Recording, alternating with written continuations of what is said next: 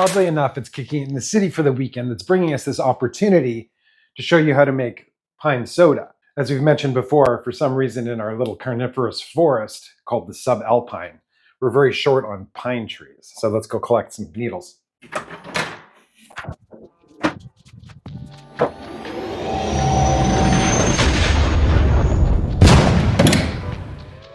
What you're looking for are white pine or any longer pine needles.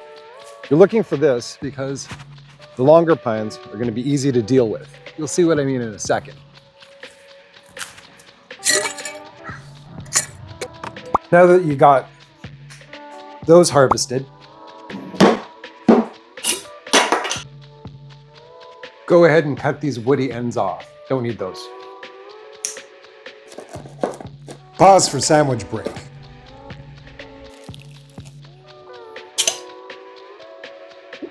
Now, if you look it up on the internet, it's going to tell you all kinds of cautionary tales about pine needles and its toxicity. But really, that just applies to livestock and pregnant women. Just like how thujone contradicts the benefits of cedar tea, but you just don't drink it so much. Just like with the firearms ban, if somebody commits vehicular homicide, do you ban the driver or the vehicle?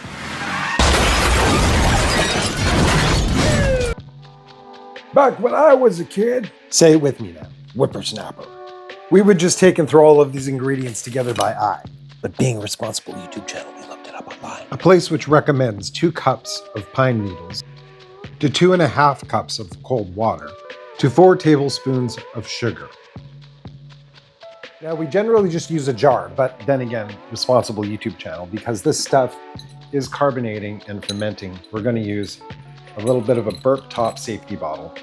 And with this, we're looking at about 400 milliliters. And we'll call it a handful of needles. 2.5 tablespoons of sugar.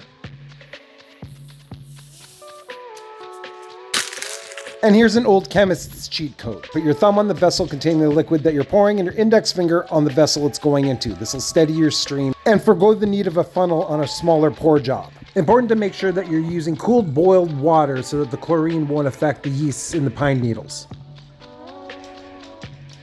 A pinch of lemon or lime. Citric juices will help with the fermentation process as well as add some flavor. And we'll fill it up with about that much water. You want to leave about 1 inch or 2 from the top for the gases to expand. Feel free to shake it up a little bit now, but don't shake it again afterwards.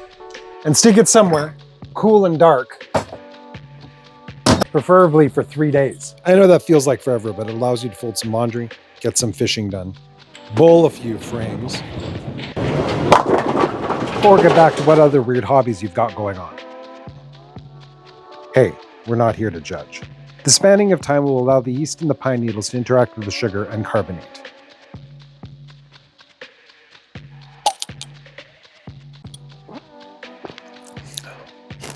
Fizzy. Well, that was a fun experiment. But you know, carnivorous trees offer so much more heritage benefit than just Cowboy Soda Pop. If you're interested in more stuff, check out either of these 2 videos for further information. Thanks again, and we'll see you next time. They don't like us. They don't like us. They ain't gotta like us. But you know, I missed the soft spot. I'm gonna have to clean this up now. Leave it cleaner than you found it.